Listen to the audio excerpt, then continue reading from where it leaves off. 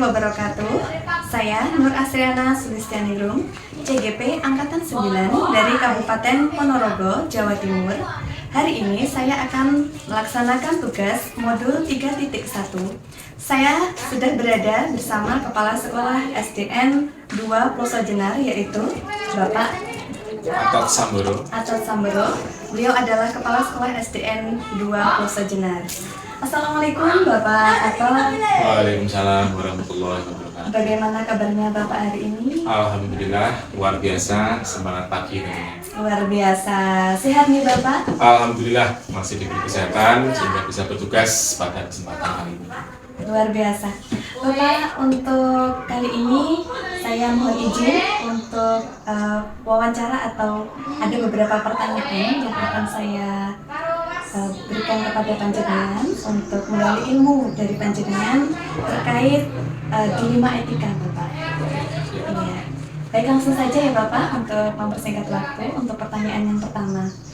Jadi selama ini Bapak, kira-kira bagaimana Bapak dapat mengidentifikasi kasus-kasus yang merupakan dilema etika atau rujukan moral?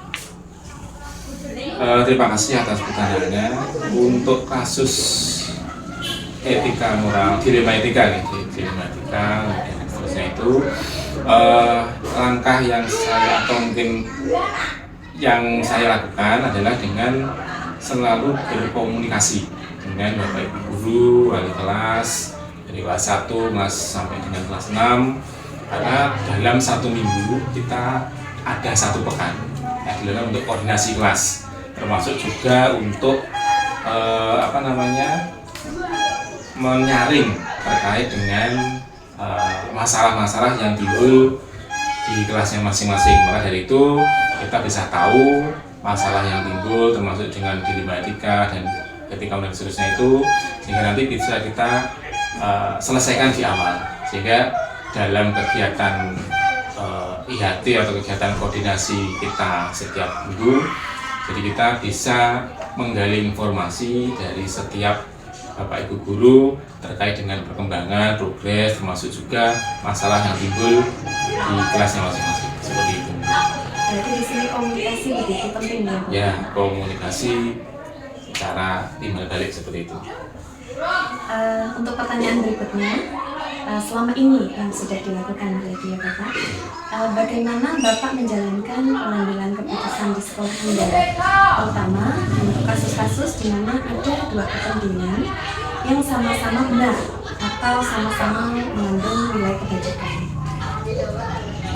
Ini memang masalah yang agak rumit ya diselesaikan ketika kita dihadapkan dengan dua pilihan yang sama-sama benar. Jadi yang kami lakukan adalah yang pertama tentu saja kita buka komunikasi. Kemudian misalkan ada masalah dengan ibu guru A, kemudian kita ajak dengan komunikasi, kita berdialog, kemudian kita melakukan seperti resolusi seperti itu antara dua pilihan yang baik, yang sama-sama baik, mana yang terbaik, mana yang sesuai, dan mana yang sangat dibutuhkan pada waktu itu.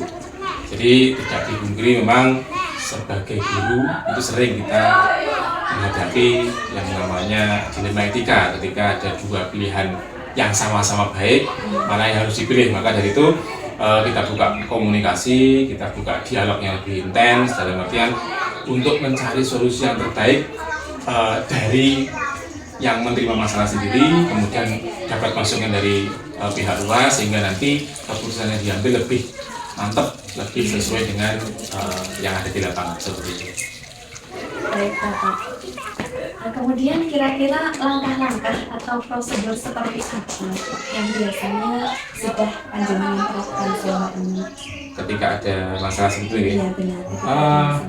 Prosedurnya awal seperti biasa, kita mungkin ada kegiatan musyawarah kekeluargaan terkait dengan perkembangan sekolah, kemudian kita saring masalah, kemudian juga nanti ketika ada masalah seperti itu, misalkan ada dilema etika seperti itu, kemudian kita tidak lanjuti, dan kemudian kita mencari waktu tersendiri, kemudian kita berdialog dengan yang bersangkutan secara kekeluargaan tentunya, kemudian kita gali informasi, masalah yang timbul, kemudian selanjutnya kita cari solusi bersama. Yang tentunya yang pertama kita solusinya adalah dari yang bersangkutan dulu. Ya, jadi solusi yang bersangkutan bagaimana, apa solusinya, kita menggali dari dirinya sendiri. Ketika sudah sesuai, dirinya mantap dengan pilihannya, kita kemudian melakukan penguatan. Maka pilihan yang itu adalah pilihan yang tepat. Kemudian kita juga setelah itu mencari komitmen bersama. Jadi keputusan yang diambil, tanggung jawabnya bagaimana, pelaksananya bagaimana, kemudian nanti tindak lanjut, kemudian akhirnya intinya bagaimana, seperti itu. Ini untuk ada pertanyaan yang ternyata sudah terjawab di awal ya Bapak, tapi nanti nggak apa-apa ya kalau saya tanyakan. Siap, ya. Selanjutnya Bapak, kira-kira hal-hal apa saja yang selama ini Panjenengan anggap efektif dalam pengambilan keputusan pada kasus-kasus dilema etika? Yang efektif itu dari komunikasi. Jadi kita membuka termin komunikasi yang paling efektif. Kemudian kita menggunakan restitusi. Ya, kita restitusi yaitu dialog kekeluargaan. Kita mengambil masalah dari yang bersangkutan, kemudian yang bersangkutan memiliki kesimpulan-kesimpulan terkait dengan solusinya sendiri. Kemudian setelah kita sepakat tentang solusi, kemudian kita sepakat juga tentang tanggung jawab yang ketika solusi tersebut muncul. Jadi seperti itu. Jadi setelah solusi ada, kemudian ada tanggung jawab setelah solusi yang telah disepakati bersama. Kemudian nanti kita tetap mengikuti, kita tetap tidak melepaskan sehingga masalah tersebut selesai. Seperti itu. Jadi kontrol intinya.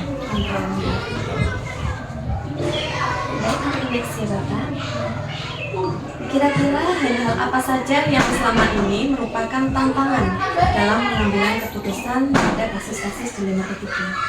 Tantangannya banyak kok dilema etika, karena yang pertama adalah dalam dilema sendiri, dari masalah sendiri. Jadi tantangan pertama datang dari masalah sendiri. Ketika kita dihadapkan dengan masalah yang solusinya dua, yang kemudian dua-duanya benar, itu adalah salah satu tantangan sendiri. Jadi kita dihadapkan dengan beberapa pilihan yang seluruhnya benar, maka untuk mencari hal yang terbenar itu adalah tantangan sendiri yang pertama. Yang kedua adalah terkait dengan sosial. Jadi tantangan itu sendiri kemudian kita kaitkan dengan sosial atau dengan lingkungan kerja, dengan teman sejauh dan seterusnya. Itu nanti bagaimana tantangan tersebut tidak bersinggungan dengan teman-teman sejawat di lingkungan sosial kita. Jadi nanti keputusan yang kita ambil dari dilema etika itu adalah satu adalah keputusan terbaik, yang kedua adalah keputusan yang tidak bersinggungan dengan sosial, karena kita bekerja di sosial sehingga nanti keputusan tersebut adalah keputusan yang terbaik. Makanya ketika kita disinggung dengan dilema etika, ada dua tantangan itu yang paling berat yang menurut saya. Tapi itu nanti bisa kita selesaikan yang pertama komunikasi, yang kedua adalah kolaborasi dengan seluruh tenaga yang ada, stakeholder yang ada. Luar biasa diskusi kali ini. Bapak ini tadi pertanyaannya hampir tertutup. Apakah Bapak memiliki sebuah tata cara atau jadwal tertentu dalam sebuah penyelesaian kasus dilema etika? Atau apakah Anda langsung menyelesaikan di tempat, atau memang membutuhkan jadwal khusus dulu untuk sebagai penyelesaian, ada bentuknya, prosedurnya, seperti apa yang digunakan untuk selama ini yang sudah dilaksanakan di SDI? Terima kasih pertanyaan bagus. Untuk jadwal sendiri sebenarnya tidak ada. Kalau kita memiliki masalah, utamanya di dilema etika dan seterusnya, kita menggunakan sistem skala prioritas. Jadi kalau kita merasa bahwa masalah itu harus segera diselesaikan, maka kita segera waktu itu juga ketika masalah muncul segera kita selesaikan, karena mungkin urgent dan seterusnya, sehingga nanti perlu segera ada solusi. Itu nanti tidak ada jadwal, langsung kita selesaikan. Beda lagi kalau masalahnya bisa mungkin ini untuk jangka panjang bisa, Jadi ada kesempatan yang lain untuk menyelesaikan kegiatan yang lain. Nanti bisa kita jadwalkan kalau ada masalah yang bisa nanti, oh ini masalah ini belum terlalu urgent, nanti urgentnya di hari beda tertentu yang lain, maka kita menggunakan waktu nanti sudah beda. Kalau masalahnya sangat harus segera ada keputusan, maka tanpa ada jadwal segera kita ambil keputusan. Kalau nanti masalahnya bisa dipending dan kemudian kita juga ada masalah yang lain yang harus diselesaikan, maka kita ada jadwal sendiri, di jadwal wawancara, jadwal penyelesaian masalah dan seterusnya. Lebih pada kondisional. Skala prioritas sendiri.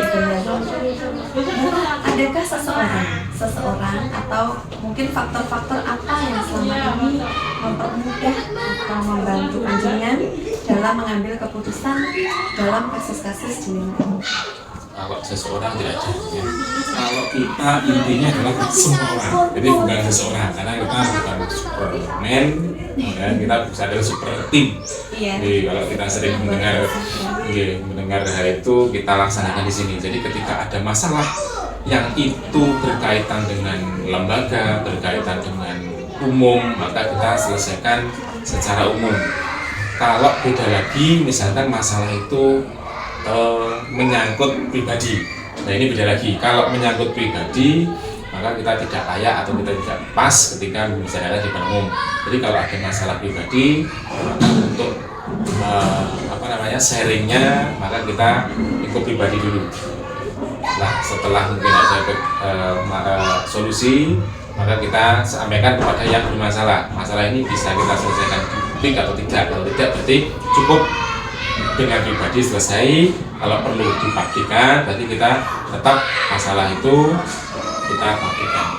Jadi intinya sama seperti awal, kondisional, sesuai dengan masalah yang muncul seperti itu. Jadi intinya yang berkaitan atau yang berperan itu adalah seluruh keluarga besar, keluarga di SDN 2 Lososina seperti itu. Luar biasa. Dan Bapak, kita sudah sampai di pertanyaan terakhir nih.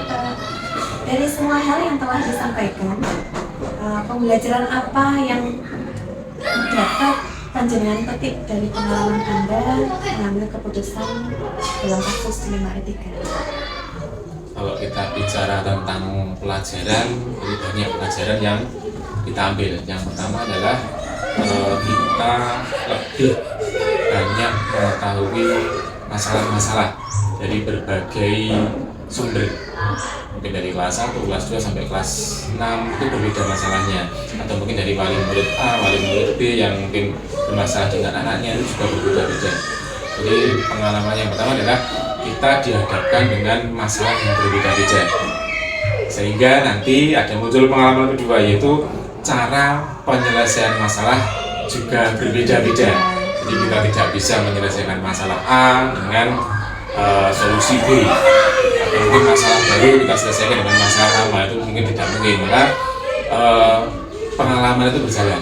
Jadi seiring dengan berjalannya problem yang timbul, maka pengalaman baru pasti akan kita dapatkan. Dan pengalaman yang dulu itu menjadi referensi kita untuk menyelesaikan masalah yang muncul kedepannya nanti. Jadi pelajaran atau hal yang kita ambil adalah banyak sekali. Jadi seperti tadi, jadi kita belajar dari masalah. Jadi semakin banyak masalah yang timbul, jadi semakin kaya kita tentang masalah, sehingga nanti masalah yang akan kedepannya timbul kita selesaikan dengan sebaik-baiknya sesuai dengan pengalaman yang kita alami. Seperti itu. Tentunya lebih bijaksana lagi ya Pak. Nah, yang diharapkan adalah lebih bijaksana, kedua belah pihak mendapatkan solusi win-win solution gitu ya. Nah, win-win solution seperti itu. Luar biasa, win-win solution. Win-win solution. Jadi itu harapan kita. Luar biasa diskusinya untuk pagi hari ini, sangat menarik sekali. Banyak yang saya dapatkan dari panjenengan. Saya terima kasih banyak untuk Bapak Otto atas waktunya kepada saya. Kami akhir dulu, sampai jumpa pada pertemuan wawancara pada KS yang berikutnya. Assalamualaikum warahmatullahi wabarakatuh. Waalaikumsalam.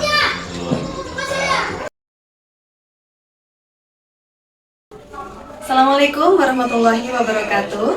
Saya Nur Asriana Sulistiani, IPP Angkatan 9 dari Kabupaten Ponorogo, Jawa Timur. Hari ini saya berada di SD yang kedua, yaitu SDN 1 Semanding. Saya bersama Ibu Binti Haryani SPP. Beliau adalah kepala sekolah dari SDN 1 Semanding. Selamat pagi Ibu. Selamat pagi. Bagaimana kabarnya hari ini? Alhamdulillah sehat. Sehat selalu ya Ibu ya. Baik Ibu, ini saya sedang mengerjakan modul 3.1 untuk calon guru penggerak angkatan 9. Di sini saya ada beberapa pertanyaan terkait bagaimana keseharian Ibu Kepala Sekolah dalam memutuskan atau memberi keputusan pada kasus-kasus yang pernah terjadi di sekolah ini. Kasus-kasus itu mungkin ada yang berupa dilema etika atau juga rujukan moral. Sudah siap Ibu? Iya. Baik, ini ada beberapa pertanyaan. Saya mulai dulu dari pertanyaan yang pertama Ibu. Untuk yang pertama, selama ini kira-kira bagaimanakah panjenengan dapat mengidentifikasi kasus-kasus yang merupakan dilema etika atau rujukan moral? Ya, untuk mengidentifikasi kasus-kasus dilema etika atau rujukan moral itu kita melihat Terus dilema etika itu adalah seseorang dihadapkan pada sesuatu kasus yang merasa benar gitu ya, satu merasa benar dan nanti kita memilah-milahnya. Baik, untuk pertanyaan berikutnya, selama ini yang sudah pernah terjadi di lingkungan sekolah ini, bagaimanakah panjenengan menjalankan pengambilan keputusan di sekolah Anda, terutama untuk kasus-kasus di mana ada dua kepentingan yang sama-sama benar dan sama-sama mengandung nilai kebajikan. Jadi dua kasus tersebut sama-sama benar, kemudian panjenengan kira-kira mengambil keputusannya seperti apa?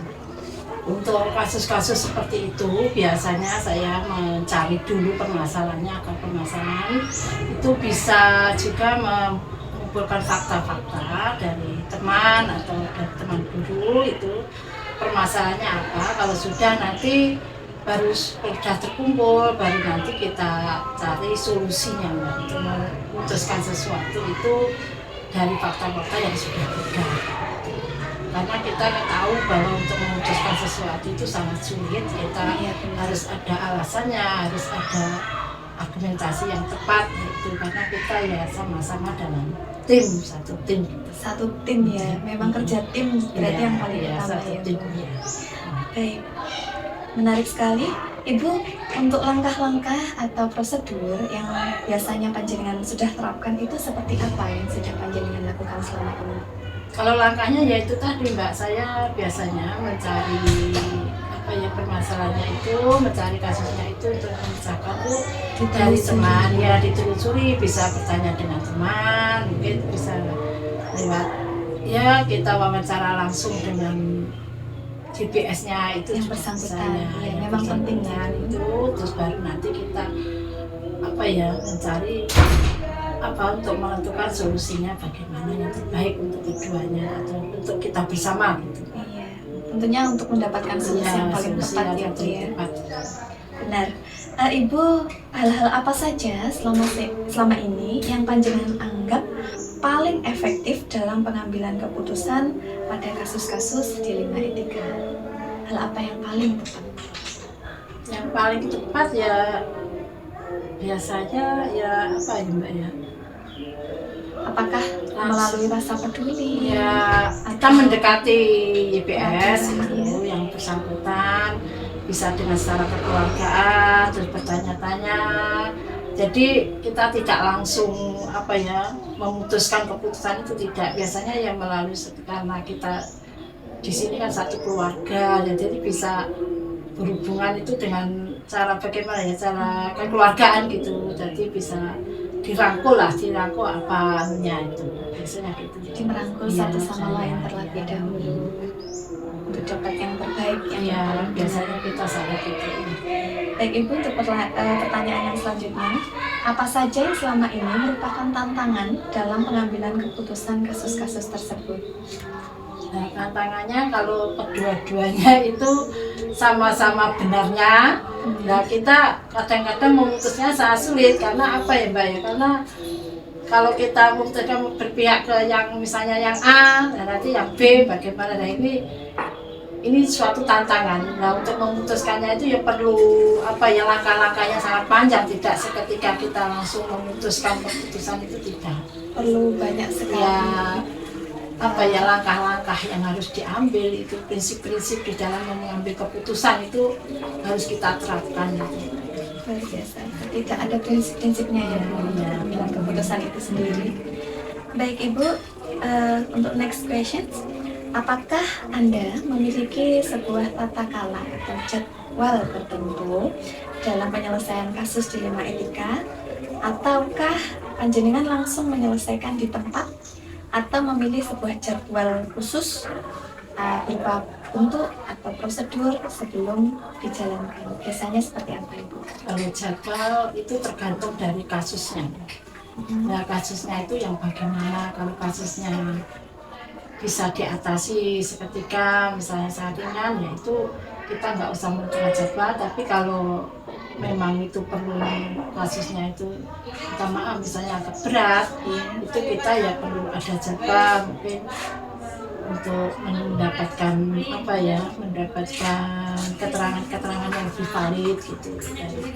Jadi bisa juga dibuat jadwalnya kalau memang kasusnya perlu ada jadwalnya. Jadi kondisional Ya, lihat dari kasusnya apa. Iya, berarti Seperti kemarin sini kan ya ada juga kasus itu ya perlu ada jadwal-jadwal yang harus dia. Kan pernah di sini ada juga kasus yang berat gitu.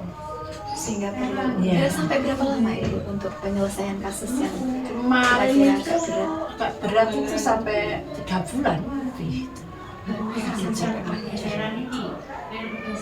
Panjang sekali Mbak itu jadi gimana ya kita nggak bisa memutuskan langsung, kita lihat dulu latar belakangnya dia seperti itu apa, itu kan kita harus menelusurinya gitu. Kita nggak bisa. Mohon maaf, ini sekedar pengetahuannya Ibu. Apa itu juga melibatkan wali murid terkait wali Kalau murid? untuk keputusan biasanya cukup dengan bapak guru itu, ya nanti tapi kalau lebih besar biasanya ya ke komite, kita ke komite. Oh, untuk lingkup yang lebih Iya, besar lebih lagi. besar. Itu kalau cukup diselesaikan di sini, ya di sini. Kalau bisa itu semua keputusan, kalau bisa itu diselesaikan dulu di dalam dulu, baru nanti kalau memang sudah nggak bisa, biasanya nanti kita langsung ke minta bantuan ke yang lebih atas. Baik, luar biasa. Diskusinya menarik sekali ya Ibu. Untuk pertanyaan selanjutnya, adakah seseorang atau faktor-faktor apa yang selama ini mempermudah atau membantu panjenengan dalam pengambilan keputusan dalam kasus-kasus dilema etika? Apa ada seseorang khusus yang membantu ataukah? Ya, ada Mbak. Biasanya kalau saya itu kalau ada masalah-masalah itu untuk menentukan keputusan sebelum mengambil keputusan itu ada teman. Jadi semua teman guru satu tim, kan guru itu menjadi satu tim, itu biasanya kita diskusi itu bagaimana yang terbaik. Jadi dari masukan teman-teman itu bisa kita saring, kita ambil nanti mana yang terbaik dan yang semua nanti akan menjadi baik. Berarti bukan lebih ke seseorang, tapi Tidak, memang tidak satu tim ya, ya. memang satu tim. Iya. Kalau nanti seseorang itu ada ya gimana mau kita satu keluarga, jadi ya semua kita mintai apa Mbak ya solusinya, mintai apa pendapatnya dari beberapa pendapat itu baru nanti kita saring mana yang menuju yang apa ya bisa membantu untuk mengambil keputusan yang terbaik. Berarti memang keterlibatan Iya, semua sebenarnya. sangat penting ya Ibu. Baik, untuk pertanyaan yang terakhir, Pamungkas Ibu, dari semua hal yang telah Ibu sampaikan, pembelajaran apa yang dapat panjenengan petik dari pengalaman panjenengan selama mengambil keputusan dari permasalahan dilema etika itu sendiri? Ya, dari pengalaman yang saya minta, yang saya dapat Mbak ya dari Iya. yang pernah saya alami selama ini itu adalah suatu apa ya hal yang tidak bisa saya lupakan, karena di sini saya yang mau mengakhiri masa tugas, purna tugas ya. Ini alhamdulillah kemarin itu juga dapat pembelajaran yang sangat berharga bagi saya untuk kasusnya nggak bisa saya. Iya, tidak perlu Ya, itu adalah suatu penghargaan atau suatu pembelajaran bagi saya. Karena sebelumnya saya tidak pernah mengalami hal-hal kasus yang seperti itu, tetapi dengan berjalannya waktu, alhamdulillah kasus itu sudah selesai dan menghasilkan suatu keputusan yang bisa diterima dari semua pihak. Iya, dan juga tentunya dapat dipertanggungjawabkan ya. Luar Itu biasa. suatu pembelajaran yang sangat berharga. Itu yang kasus 3 bulan itu ya, Bu? Iya, itu alhamdulillah ini sudah selesai dan ya kita bisa untuk apa ya, sanggupnya saya nanti purnawo seperti ini dalam mengambil, nanti bisa juga saya gunakan di dalam saya bermasyarakat itu dalam sudah selesai tugas sebagai abdi negara kan, nanti terjun di masyarakat sebagai apa ya, manusia biasa atau warga masyarakat biasa, nanti bisa mungkin kalau ada seseorang yang perlu bantuan itu bisa ditularkan dari pembelajaran sudah saya. Luar biasa. Terima kasih Ibu Inti, diskusinya sangat menarik sekali hari ini. Banyak sekali pelajaran-pelajaran yang bisa saya ambil dari panjenengan. Mungkin terkait kasus panjenengan, walaupun belum bisa diceritakan, mungkin sedikit banyak kita banyak yang mendengar juga ya dari Iya, sini. iya. Dan saya juga mohon maaf Mbak, mungkin dalam wawancara ini ada kata-kata atau apa ya kurang pas gitu, mohon maaf yang sebesar-besarnya. Demikian juga dari saya Ibu, saya juga mohon maaf jika ada kurang-kurangnya dari saya, dan mohon maaf juga ini waktunya tadi tiba-tiba mendadak saya kesini dan mengganggu panjenengan. Semoga lancar dan berhasil. Amin. Ya rabbal alamin. Demikian diskusi wawancara kami bersama Ibu Inti dari SDN 1 Semanding. Kita lanjut untuk pertemuan yang berikutnya dengan KS dari SD yang berikutnya. Sekian dulu dari kami. Assalamualaikum warahmatullahi wabarakatuh. Waalaikumsalam warahmatullahi wabarakatuh.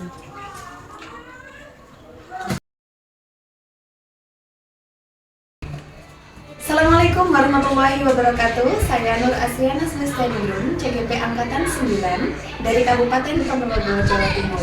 Hari ini saya akan mengadakan wawancara untuk tugas modul 3.1. Bersama saya sudah ada Ibu Liyah Ujiantini. Beliau adalah Kepala Sekolah dari SDN Longkodono. Assalamualaikum Ibu Liyah. Bagaimana kabarnya Ibu hari ini? Alhamdulillah luar biasa baik. Gimana Mbak Asriana? Alhamdulillah, saya juga baik. Sehat ya Ibu? Alhamdulillah. Ya baik Ibu, ini saya ada tugas dari modul 3.1 untuk tugas calon guru penggerak ini. Saya tentang masalah dilema etika, mengambil keputusan dilema etika yang ada di sekolah panjenengan. Nanti akan ada beberapa pertanyaan yang akan saya ajukan kepada panjenengan, dan panjenengan bisa menjawab sesuai dengan realita yang sudah terjadi di lingkup SDN Longkodono ini. Sudah siap ya Ibu? Insya Allah. Baik, untuk memasuki pertanyaan yang pertama, selama ini bagaimanakah Anda panjenengan dapat mengidentifikasi kasus-kasus yang merupakan dilema etika atau rujukan moral? Baik Mbak Asriana. Kalau kasus-kasus terkait dilema etika dan rujukan moral, tentu kita harus mengetahui dulu apa itu dilema etika dan apa itu rujukan moral. Tentu dilema etika itu kita nanti harus mengetahui gimana kasus tersebut sama-sama benar ya. Berarti kita harus bisa mengambil keputusan terbaik karena sama-sama benar, dan itu tergantung dengan budayaan dan moral yang harus kita pertimbangkan.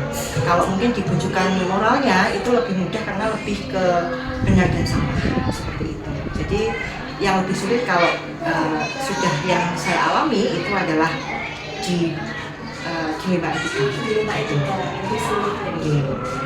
Ibu, untuk selama ini bagaimanakah panjenengan menjalankan pengambilan keputusan di sekolah panjenengan, terutama untuk kasus-kasus di mana ada dua kepentingan yang sama-sama benar atau sama-sama mengandung nilai kebajikan?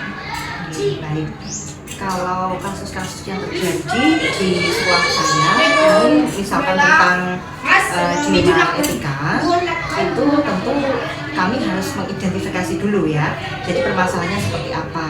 Nah itu nanti ada nilai yang bertentangan, tetapi sama-sama benar. Itu pertama kita identifikasi dulu, kemudian kita mencari istilahnya alasannya, kemudian kita komparasikan dengan nilai moralnya. Contoh saja misalkan pernah terjadi misalkan di sekolah saya itu ada seorang guru yang meminta izin, ini sebagai contoh, meminta izin untuk acara keluarganya karena ada sesuatu yang urgent yang harus dikerjakan di keluarganya. Tetapi pada saat itu sekolah sedang dalam keadaan sangat sibuk. Nah, karena itu mengantar orang tuanya yang sedang sakit dan sekolahan juga sedang ada kegiatan yang sangat penting, tentu itu ada dua kepentingan yang sama-sama penting dan sama-sama membutuhkan beliaunya itu. Tentu kita itu termasuk dilema etika. Nah, kalau kita tidak boleh sedangkan orang tuanya itu dalam keadaan yang sangat membutuhkan beliaunya, tapi sekolah ketika itu juga ada kegiatan yang juga sangat penting, bagaimana kan begitu. Akhirnya tentu kita sama-sama mencari solusi juga dengan teman-teman yang lain. Oke, kegiatan sekolah diambil teman-teman dulu, beliaunya diberi kesempatan dulu untuk menyelesaikan tugasnya di rumah karena itu memang urgent, orang tuanya sakit. Tapi ketika di rumah sudah terkondisi, beliaunya bisa menyusul untuk menyelesaikan kembali tugasnya. Menarik sekali diskusinya ini ya, Bu ya. Baik, Ibu, dari paparan kita tadi, kira-kira langkah-langkah atau prosedur seperti apa yang biasanya panjenengan lakukan selain mengambil keputusan tersebut? Kalau langkah-langkah, tentu kalau sesuai dengan kita seharusnya itu ada 9 langkah ya untuk pengambilan keputusan. Jadi tidak bisa langsung kita ambil, kalau ada kasus seperti ini langsung kita ambil langkahnya ini, gitu kan tidak. Kita tentu ada langkah-langkah yang harus kita kerjakan. Ya mulai dari mengidentifikasi dulu permasalahannya, kemudian membicarakan, kemudian mencari alasan-alasannya, kemudian nanti sampai eksekusinya bagaimana, sampai terakhir nanti evaluasi. Tentu itu tahapan-tahapan harus kita laksanakan dulu sampai nanti kita ke pengambilan keputusan, sehingga keputusan yang kita ambil itu nanti tidak akan kita istilahnya kita ratapi kebenarannya. Itu nanti sudah menjadi keputusan yang bisa diterima semua pihak. Luar biasa. Baik Ibu, untuk next question, hal-hal apa saja yang selama ini panjenengan anggap efektif dalam pengambilan keputusan pada kasus-kasus dilema etika? Kalau yang efektif menurut saya, yang pertama kita memang harus mengidentifikasi permasalahan tersebut. Kemudian kita juga mempunyai rekan kerja, sehingga kita tentu bisa mendiskusikan istilahnya jalan keluar apa yang terbaik untuk menyelesaikan masalah tersebut. Karena tidak lain di dalam permasalahan sekolah tentu melibatkan semua pihak. Kemudian juga kita komparasikan dengan istilahnya aturan, kemudian juga nilai moral, etika yang harus kita komparasikan untuk mendapatkan suatu keputusan.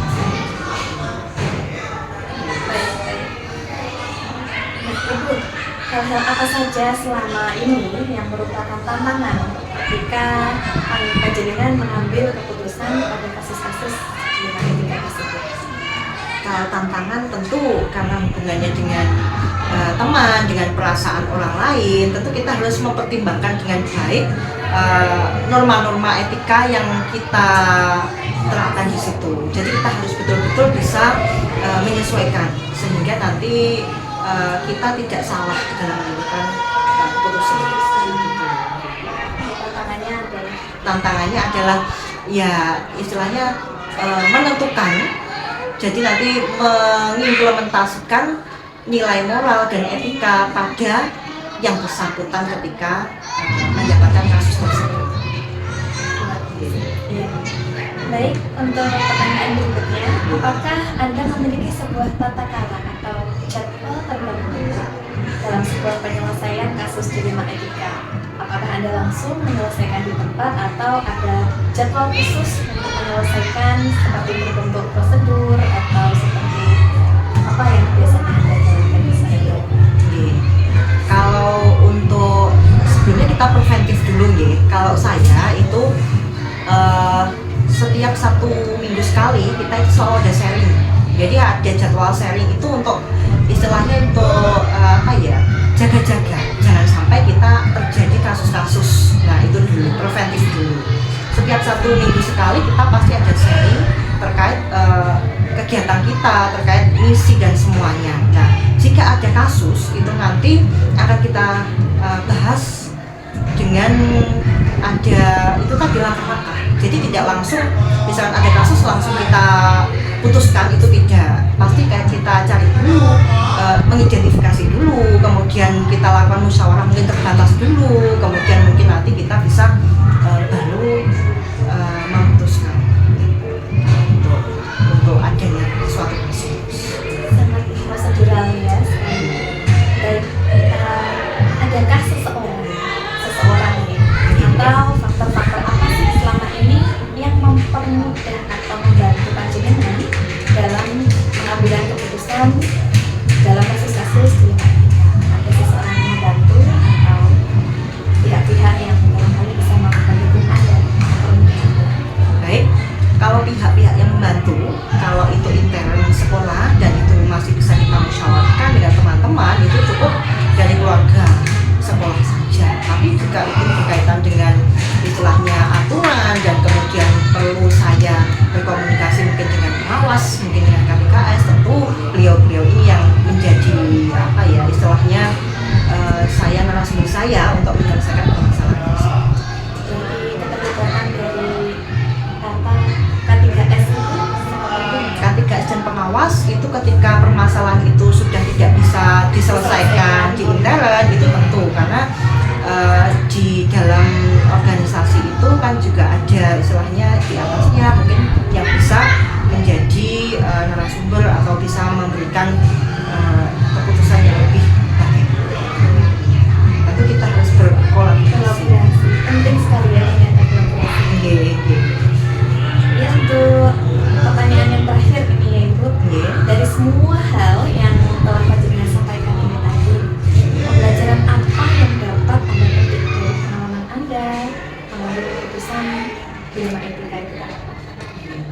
Kalau dari pengalaman yang sudah saya peroleh selama ini tentang dilema etika, tentu dalam mengambil keputusan itu tidak boleh langsung saja memberikan keputusan yang langsung, tetapi kita perlu ada langkah-langkah sehingga keputusan yang kita berikan, yang kita lakukan itu dapat sesuai dengan harapan semua orang. Karena tentu keputusan itu kadang memang tidak bisa diterima semua pihak, tetapi setidaknya kita sudah memberikan keputusan yang terbaik. Dan kita tentunya bisa bertanggung jawab.